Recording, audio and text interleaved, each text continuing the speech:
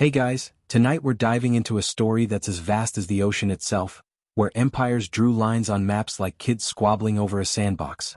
It's the Treaty of Tordesillas 1494, dividing maritime rights as a lesson for South China Sea disputes. Section 1. The world split in two. You're plunged into the 15th century chaos of European exploration, where the Treaty of Tordesillas 1494 divides the globe's oceans between Spain and Portugal, setting a precedent for maritime claims relevant to South China Sea disputes. Picture yourself on a creaky wooden ship, the salt air stinging your nose, waves lapping against the hull, and a horizon that promises both treasure and trouble. We're talking about the South China Sea, but not the one you see on today's news with its missile tests and fishing boat standoffs. No, we're sailing back to 1494, to a time when a single treaty tried to carve up the world's oceans like a Thanksgiving turkey.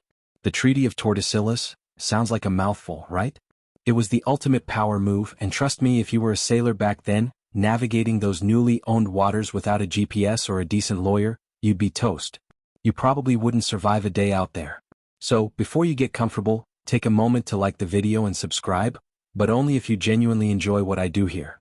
Oh, and drop a comment with your location and local time. I'm curious where you're tuning in from. Now, let a cup of hot tea be your companion as we step into this vibrant story together. You're standing on the deck of history and it's 1494. The world feels like it's just been cracked open. Christopher Columbus has stumbled across the Americas. Well, he thought it was Asia, but let's not roast the guy too hard. Europe's buzzing and two superpowers, Spain and Portugal, are locked in a staring contest over who gets to claim the new world's riches.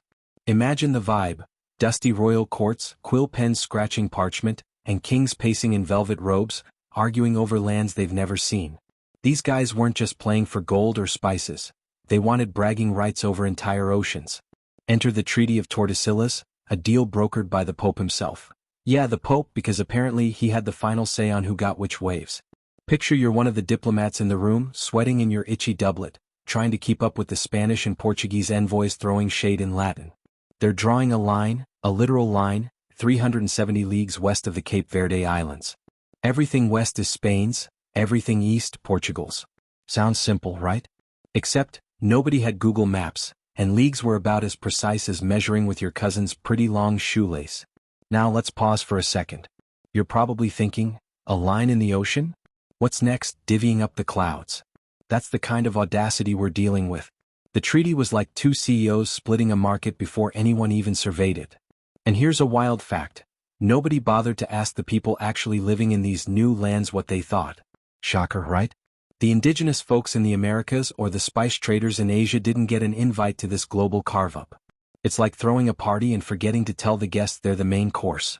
Historians still argue over whether the Pope's authority was just a flex or if Spain and Portugal genuinely thought he could enforce this cosmic real estate deal. Either way, this treaty wasn't just a dusty document.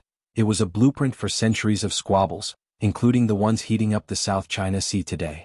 Let's zoom out. You're still on that ship, but now you're squinting at a map that's more guesswork than science. The treaty's line was supposed to settle things, but it's 1494, cartography's a mess. Imagine trying to plot coordinates with a compass that's half drunk and a map that thinks Florida's an island.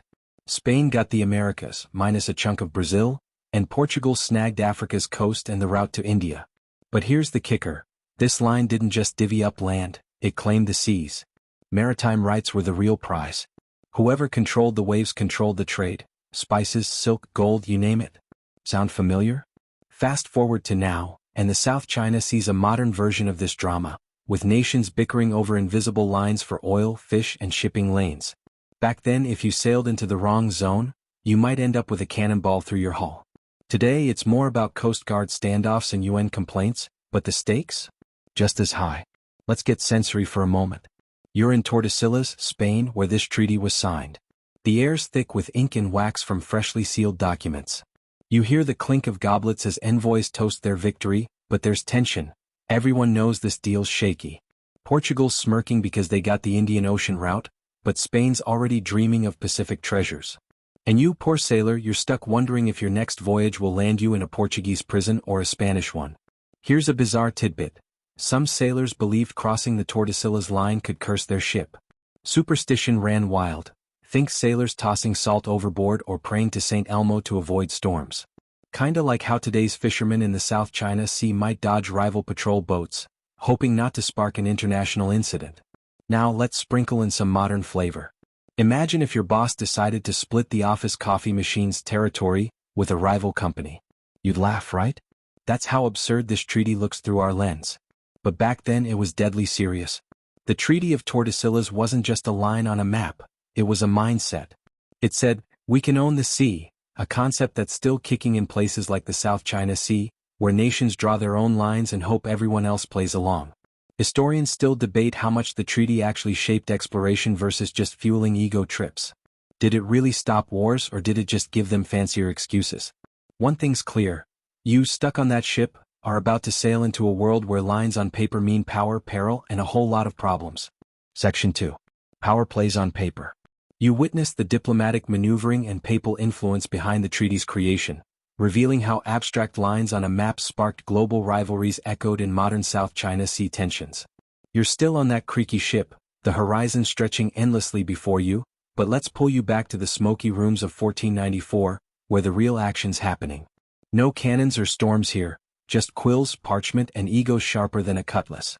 The Treaty of Tordesillas wasn't just a line drawn by some bored cartographer. It was a masterclass in diplomatic arm-twisting, with Spain and Portugal playing chess while the rest of the world was there bored. You're standing in a candlelit hall, the air heavy with the scent of melting wax and ambition. Kings and envoys are haggling over who gets to claim which waves, and the Pope, yep, the guy in the fancy hat, is the referee. Imagine you're a fly on the wall, watching these power players carve up the seas like it's a pizza they don't plan to share. The South China Sea's modern disputes, with their overlapping claims and legal battles, owe a lot to this moment, when nations decided they could own the ocean with a signature. Picture the scene. Spain's King Ferdinand and Queen Isabella are riding high after Columbus's voyage. They're thinking, we've got the Americas, let's lock it down. But Portugal's King John II isn't having it. He's got his own explorers like Vasco da Gama, ready to sail east for spices. You can almost hear him muttering, "You don't get to hog the whole globe, amigos." The two sides are at each other's throats, and without a deal it's war. Think less Game of Thrones, and more game of who gets the Indian Ocean. Enter Pope Alexander VI, who's less a holy man and more a geopolitical fixer. He issues a papal bull, fancy Latin for "the Pope says so," called Inter Caetera, splitting the world like a bad roommate dividing the fridge. Spain gets the West, Portugal gets the East. Sound like a plan? Sure, until you realize nobody knows where the line actually is. Kinda like trying to split an Uber fare without a map app. Here's a weird fact to chew on. The Pope's line wasn't even the final one. Portugal threw a fit, saying the original line cut them out of too much ocean. So, they dragged Spain to Tordesillas for a renegotiation. You're there watching diplomats argue over leagues, a measurement so vague it's like saying, a couple of handfuls. They settled on 370 leagues west of Cape Verde, but nobody had a ruler long enough to measure it. Historians still debate whether the Pope's role was legit or just a convenient way to bless imperialism with holy water. Did his word really carry weight, or was it just a fancy stamp on a done deal? Either way, this treaty was less about peace and more about power, much like the South China Sea today, where China draws lines and dares others to cross them. Let's get sensory again. You're in that Spanish hall, the floor creaking under heavy boots. The envoys' voices echo, half pleading, half threatening, as they haggle over invisible borders. You smell the sweat of nervous scribes scribbling notes, knowing one wrong word could spark a war. Outside, the wind howls as if mocking their attempts to control it. The treaty's signed and everyone's acting like they've won, but you know better. This paper's a ticking time bomb. It's like signing a contract with your shady landlord, only to find out the apartment's already leased to someone else. And here's a quirky detail. Some envoys brought their own maps, each conveniently skewed to favor their side. Imagine pulling up your version of Google Earth, tweaked to make your backyard look like it includes Hawaii. Now let's toss in a modern jab. If you think this sounds like a corporate merger gone wrong, you're not far off. Spain and Portugal were like two tech startups fighting over market share, except their market was half the planet. The South China Sea's current mess, think China's 9-line versus everyone else's claims, feels like Tordesillas 2.0, just with better tech and worse tempers. Back then, if you sailed into the wrong zone, you might get boarded by pirates with a royal license. Today it's Coast Guard ships and diplomatic shade. The treaty's real legacy? It showed how lines on paper could spark centuries of drama. You're probably wondering how they enforced this thing without GPS or satellites. Spoiler, they didn't. Ships crossed lines, fights broke out, and the seas stayed messy, just like those South China Sea fishing grounds you hear about in the news. Speaking of enforcement, let's linger on that. You're a sailor now, squinting at a horizon that's either Spanish or Portuguese, depending on who's got the bigger cannon. The treaty's rules were clear, but the ocean? Not so much. It's like trying to enforce a no phones at dinner rule when everyone's already scrolling. And here's something wild. Some Portuguese sailors carried fake maps to prove they were in their waters if caught by the Spanish. Talk about old-school catfishing. The South China Sea's modern disputes mirror this chaos, nations waving treaties and historical claims like those fake maps, hoping to outbluff each other. Historians still argue over whether the treaty was a diplomatic win or just a fancy excuse for colonialism. One thing's certain. You, stuck in that negotiation room, can feel the weight of those signatures, knowing they'll ripple across oceans and centuries, all the way to the contested waters of today. Section 3. Oceans as Battlegrounds. You explore how the treaty's maritime divisions led to real-world conflicts, drawing parallels to the contested waters and resource claims in the South China Sea today. You're back on that ship, the deck swaying beneath your feet, the salt spray stinging your eyes. The horizon's no longer just a promise of adventure, it's a battlefield. The Treaty of Tordesillas, that fancy piece of parchment you saw signed in Spain, has turned the seas into a chessboard where Spain and Portugal move their ships like pawns, knights, and rooks. But here's the thing. Drawing a line on a map doesn't calm the waves or the ambitions riding them. You're sailing in 1494's aftermath, and the oceans are heating up with rivalries that feel eerily like the South China Sea's modern standoffs, nations glaring across invisible borders, ready to throw hands over fish, trade routes, or just pride. The treaty was supposed to keep the peace, but you're about to see how it turned the seas into a free-for-all. Let's set the stage. It's the early 1500s and you're dodging cannon fire off the coast of Brazil. Spain's claiming the Americas, but Portugal's sniffing around the eastern edge, where Brazil bulges into their side of the Tordesillas line. This is no hypothetical history lesson. It's a real clash, the kind that sank ships and dreams. The Portuguese, led by folks like Pedro Álvares Cabral, accidentally land in Brazil in 1500, planting their flag and saying, "Oh, this is ours, right?" Spain's not amused. You're caught in the middle, your ship's crew muttering about who owns what while sharpening their swords. It's like driving through a rival gang's turf, except the turf's 1,000 miles of ocean. The South China Sea today has that same vibe. Japan, Taiwan, China, the Philippines, all staking claims to overlapping patches of water, each waving their version of a historical map. Here's a strange tidbit. Some Spanish sailors swore the Tordesillas line was cursed. Cross it and your compass might spin like it's possessed. Superstition? Maybe, but when you're navigating with a wonky astrolabe and a map that's mostly vibes, you'll believe anything. This fear of crossing lines mirrors today's South China Sea, where fishermen dodge foreign patrol boats, half expecting a diplomatic incident. Historians still debate whether these early clashes were about enforcing the treaty or just opportunistic land grabs. Did Spain and Portugal really care about the Pope's line, or were they just flexing? Either way, the treaty's maritime split made every voyage a gamble, much like the tense cat-and-mouse games in modern Asian waters. Feel the scene for a moment. The air's thick with the stench of tar and sweat as your crew hauls ropes, eyes scanning for enemy sails. The sea's a deep, restless blue, and every wave feels like it's hiding a threat. You hear the creak of wood, the snap of canvas, and the distant boom of a warning shot. It's chaos, but it's organized chaos. Everyone's playing by the treaty's rules, or at least pretending to. Now let's add a modern twist. Imagine you're scrolling X and you see two countries arguing over a reef like it's the last slice of pizza. That's the Treaty of Tordesillas in action. Lines drawn in water, enforced with muscle. The South China Sea's disputes, with their oil rigs and naval drills, are just the latest verse in this old song.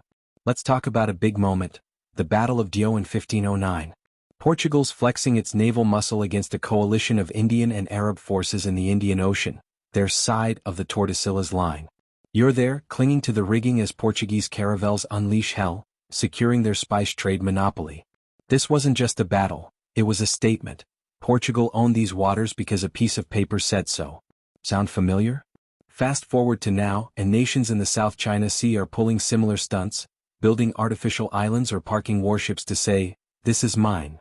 The treaty's legacy taught the world that claiming the sea means fighting for it, whether with cannons or coast guards. Now let's sprinkle in some humor. Imagine you're a 16th century sailor trying to explain the treaty to your mates. So, the Pope says Spain gets that wave but we get this one. They'd laugh you off the deck. It's like your boss splitting the office Wi-Fi signal and expecting you to stay on your bandwidth. And here's another quirky fact. Some ships carried priests to bless their voyages across the line, hoping divine favor would keep them safe. Good luck with that when a storm hits. The South China Sea's modern players don't have priests, but they've got lawyers and UN tribunals which might be just as dicey. The treaty's lines were supposed to bring order, but you're seeing firsthand how they sparked battles, egos, and a blueprint for every maritime dispute since, including the one brewing in those contested waters today. Section 4. Flawed lines, lasting echoes. You uncover the treaty's impractical enforcement and its unexpected legacy, connecting its arbitrary boundaries to the ongoing legal and territorial disputes in the South China Sea. You're still out there on the open sea, the wind tugging at your sails, the horizon mocking you with its endless possibilities. The Treaty of Tordesillas, that grand plan to split the world's oceans, is starting to feel like a bad joke. You're a sailor in the early 1500s, and the line drawn by Spain and Portugal is about as useful as a paper umbrella in a hurricane. Those neat boundaries on parchment? They're unraveling faster than a cheap sweater. The treaty's flaws are becoming clear, and the chaos it's causing ripples all the way to the South China Sea's modern disputes, where nations still bicker over lines nobody can quite agree on. You're caught in the middle, wondering if the next ship you spot is a friend, a foe, or just some poor soul as confused as you are about who owns this patch of water. Let's dive into the mess. The treaty's line, 370 leagues west of Cape Verde, was supposed to be a clean split, but enforcing it was like herding cats on a raft. Maps were garbage, compasses were iffy, and nobody agreed on where the line actually fell. Imagine you're trying to navigate with a map drawn by someone who's never seen the ocean, and your boss is yelling, "Stay on our side." Spain and Portugal sent ships to patrol their waters, but it was less about law and more about who had the bigger fleet. Sound familiar? In the South China Sea today, nations like China, Malaysia and the Philippines play the same game, patrolling reefs and islands with warships and fishing boats, each claiming their historical rights. The treaty's big flaw was its arrogance, thinking you could divide an ocean like a pie and expect everyone to play nice. Here's a wild fact. Some sailors didn't even know the treaty existed. You're out there hauling ropes and your captain's muttering about Spanish waters, but you're just trying not to drown. Meanwhile, the treaty's line was so vague that both sides claimed the Moluccas, Spice Islands worth more than gold. This led to a diplomatic slap fight that lasted decades. Historians still argue over whether the treaty's fuzzy boundaries were an honest mistake or a deliberate way to keep the game rigged. Either way, it's like signing a contract with terms like, "somewhere over there." The South China Sea's disputes echo this. Think of the 9-dash line, a vague claim that's got everyone from Japan to Philippines raising eyebrows. Feel the scene. The air's heavy with salt and the sour tang of unwashed crew. Your ship creaks, the waves slap the hull, and you're squinting at a horizon that could hide a Portuguese caravel or a storm. Every sail you spot sends your heart racing. Is it a trade ship or a warship ready to enforce the treaty? It's like driving through a bad neighborhood, wondering if the next car's got a grudge. And here's a quirky detail. Some captains kept official logs to prove they stayed in their waters, but they'd fudge the numbers like a shady accountant. Reminds you of modern South China Sea fishermen, tweaking their GPS to dodge rival patrols. The treaty's enforcement was a farce, but its legacy? It taught the world that claiming the sea means endless arguments, not solutions. Let's zoom in on a key moment, the 1529 Treaty of Zaragoza. You're there as Spain and Portugal try to fix the Tordesillas mess, arguing over the Pacific side of the line. Spain sells its claim to the Moluccas for a pile of gold, but the deal's a band-aid on a broken leg. Ships keep crossing lines and fights keep breaking out. It's like trying to settle a family feud by redrawing the backyard fence. Nobody's happy. The South China Sea's modern disputes, with their UN tribunals and international lawyers, are just a fancier version of this. Nations draw lines, wave historical claims, and hope the other side blinks first. The Tordesillas line didn't stop conflicts. It created a playbook for them, one we're still reading in those contested waters today. Now for a modern jab. Imagine if your office tried to split the break room fridge with a line of tape, but nobody could agree where the tape goes. You'd end up with Karen stealing your yogurt, claiming it's on her side. That's the treaty's vibe, good intentions, terrible execution. And here's another chuckle. Some 16th century sailors painted their ships' hulls to look like the right nation's colors, hoping to avoid trouble. Talk about maritime cosplay. In the South China Sea, nations don't paint ships, but they build islands to stake claims, which is just as wild. The treaty's lasting echo is this: lines in the water don't solve problems, they start them. You're sailing through that lesson now, and it's as rough as the waves beneath your feet. Section 5. Lessons for today's seas. You reflect on how the treaty's historical divisions inform modern maritime diplomacy, highlighting cooperative solutions and unresolved challenges in the South China Sea's complex disputes. You're still out there, clinging to the ship's railing, the sea stretching before you like a canvas of endless arguments. The Treaty of Tordesillas, that ambitious attempt to divvy up the world's oceans, has shown its cracks. Lines drawn in water, enforced with cannons, and argued over with the kind of passion you'd expect at a family reunion gone wrong. Now, as the 16th century fades, you're starting to see how this old treaty's ghost haunts the South China Sea today, where nations squabble over reefs, fish, and oil like they're fighting for the last dumpling at a buffet. You're not just sailing through history anymore, you're navigating a lesson about what happens when humans try to own the unknownable. The treaty's legacy isn't just a story, it's a warning, and you're about to see how its echoes shape the choppy waters of modern maritime disputes. Let's anchor in the present for a moment. You're no longer on that creaky 1500 ship. You're on a modern fishing boat in the South China Sea, the air thick with diesel fumes and tension. Around you, patrol boats from Japan, China, or maybe the Philippines are circling, each claiming this patch of water as their own. Sound like déjà vu? It should. The Treaty of Tordesillas taught the world to draw lines across oceans, and today's South China Sea is a masterclass in that art. Nations like China wave their 9-dash line, a claim as vague as the Tordesillas line was back when maps were more art than science. You're caught in the middle, just like those sailors wondering if the next ship means trade or trouble. The treaty's big lesson? Lines in the sea don't bring peace, they invite power plays. Here's a key moment from history to ground us: the 1511 conquest of Malacca by Portugal. You're there watching Portuguese ships storm this spice trade hub, claiming it as theirs under the treaty's eastern zone. It's a brutal flex, cannons roaring, markets burning, locals caught in the crossfire. This wasn't just about spices, it was about controlling sea routes, the arteries of wealth. Fast forward to now, and the South China Sea shipping lanes, carrying a third of global trade, are the new Malacca, with nations building artificial islands or parking warships to stake their claim.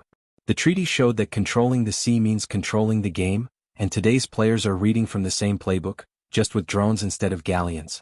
Now for a strange fact. Some 16th century sailors thought the Tordesillas line could shift with the tides.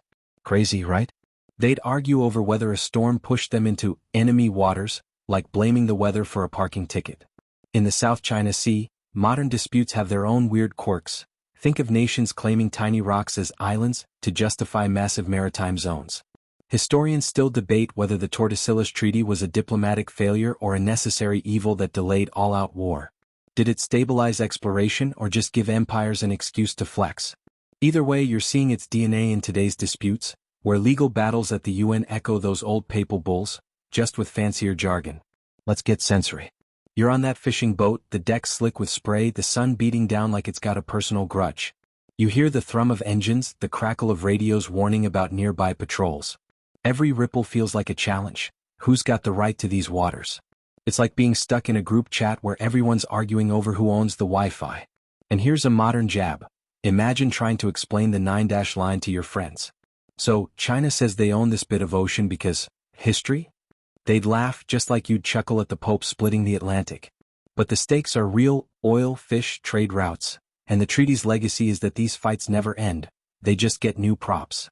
Let's talk cooperation. The Treaty of Tordesillas proved rigid lines fail when the sea's involved. You see echoes of this in the South China Sea, where ASEAN nations push for a code of conduct to ease tensions. It's slow, messy, and far from harmonious, but it nods to the truth: shared waters demand shared rules. In the 1500s, Spain and Portugal learned this, signing deals like Zaragoza to adjust their lines. Imperfect, but it sometimes kept the peace. Today, nations balance competition with compromise, knowing a misstep could turn fishing boat clashes into something worse. For weaker nations to force stronger ones to negotiate and honor agreements, they must invest in defense strong enough to deter and strike if needed. The treaty's lesson? The sea ignores your lines, but it tests your ability to talk rather than fight. And here's a final chuckle. Some sailors back then carried charms to ward off rival ships, like wearing a lucky sock to a job interview. In the South China Sea, nations don't use charms, They use lawyers, satellites, and the occasional dredger to build an island. But the vibe's the same. Claim your spot, hope for the best.